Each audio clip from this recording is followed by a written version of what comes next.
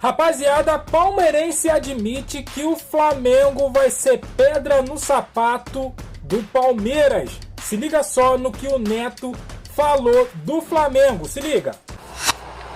E parece que realmente a briga pela ponta, ela vai ser contra o Flamengo, né? Eu não sei se o Bragantino ele vai ter elenco, ele vai ter fôlego para disputar até o final. Pode ser que sim. Vamos ver.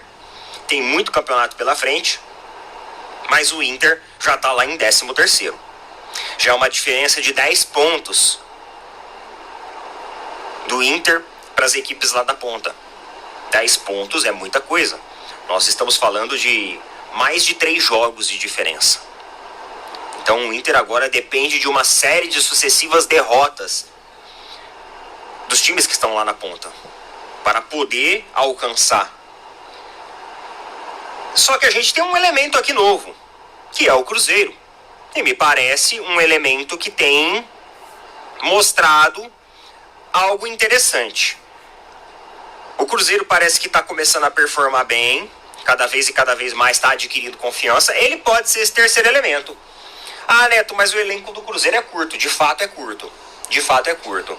Só que eu tenho certeza que o dono do Cruzeiro ele vai dar uma animada agora com o desempenho do Cruzeiro, pelo menos no Campeonato Brasileiro.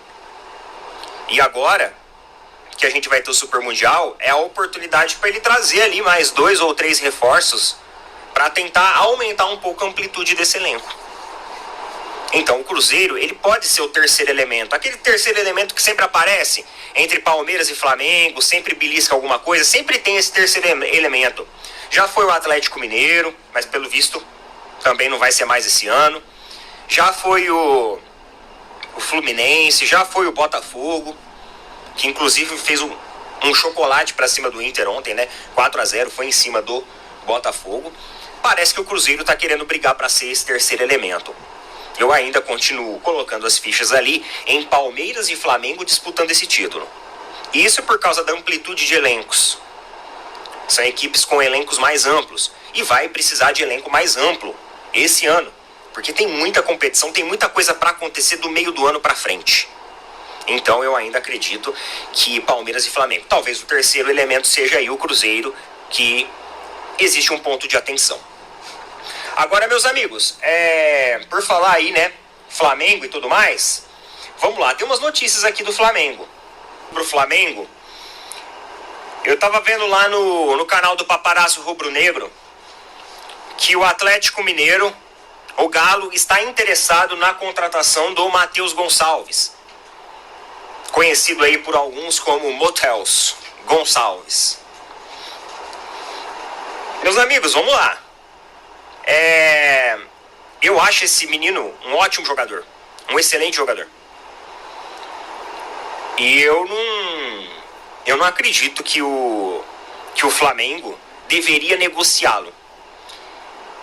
Segundo o canal lá do Paparazzo Rubro Negro, o empresário do jogador, ele pressiona o Flamengo por uma negociação, visto que o jogador ele não tem sido aproveitado. E aí uma parada também que eu não entendo.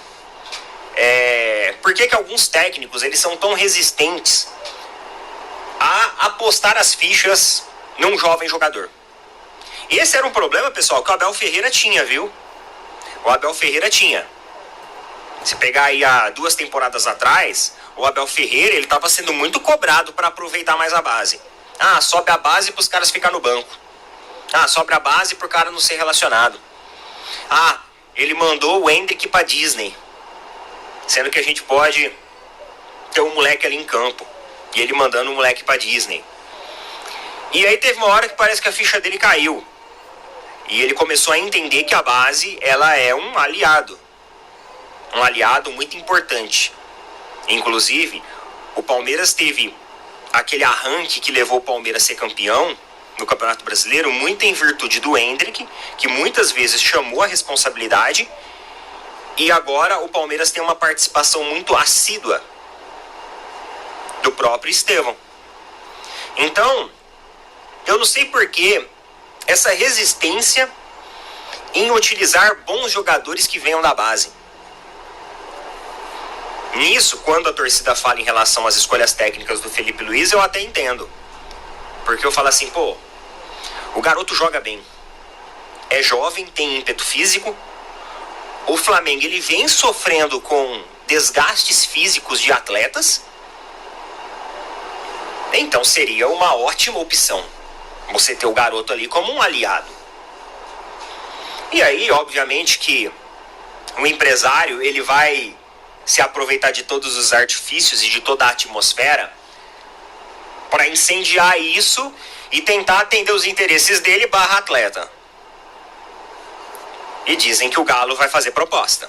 Vai colocar proposta na mesa do Flamengo para ficar com o Matheus Gonçalves. Eu vou ser muito sincero com vocês. Eu assim, se eu fosse o jogador, eu iria pensar muito bem em ir pro Galo. Eu não sei. Ah, Neto, mas é melhor ficar no Flamengo sem muita oportunidade ou melhor ir pro Galo e se tornar um jogador titular de destaque? Aí você tem que ver muito com o empresário, né? Aí precisa de uma conversa ali junto com o empresário. Acredito que se o jogador estiver topando a ideia de ir pro Galo, provavelmente o empresário conversou e já falou, o seguinte, sei lá, no Galo vai ter mais visibilidade. Essa visibilidade é importante para negócios fora do Brasil. Campeão no Galo, esperar o Galo se organizar e ser campeão. Não é isso. Mas sim você garantir o seu passaporte para fora do país. E aí com isso o menino acaba se empolgando. Afinal, o moleque tá cansado de esquentar banco, né? Enfim, vamos ver. Talvez isso seja também uma pressão proposital e estratégica do empresário, para tentar fazer com que o jogador tenha mais minutagem, mais aproveitamento por parte de comissão técnica. Pode ser também. Eu só sei que é um garoto que tem um bom futebol. Embora ele uma vez deu uma provocada no Palmeiras aí, foi meio chato, não tinha nada a ver, né? O contexto do Palmeiras, né? Foi ele que provocou, né? Mas enfim, o futebol dele é bom. Isso não tem como negar. Agora, pensando em termos de Flamengo em si, nós estamos num momento da temporada que não dá para reforçar rivais, né? Ainda mais um rival tão histórico e simbólico como é o Galo. Aí é outro ponto também. Eu acho muito difícil a gestão do Flamengo querer negociar o jogador. É por isso que eu acho que isso é mais uma questão de pressão do empresário, querer negociar o jogador com o Galo. Não tem como você reforçar rivais. Ah, mas o Galo tá lá embaixo na tabela, tal, mas assim, sabe como que é o futebol, cara? O futebol, ele é uma caixinha de surpresas. As coisas mudam. Isso aí, galera. Eu vou ser taxativo. Eu não venderia o Matheus Gonçalves. E vou além. Felipe Luiz está usando nada o Matheus Gonçalves.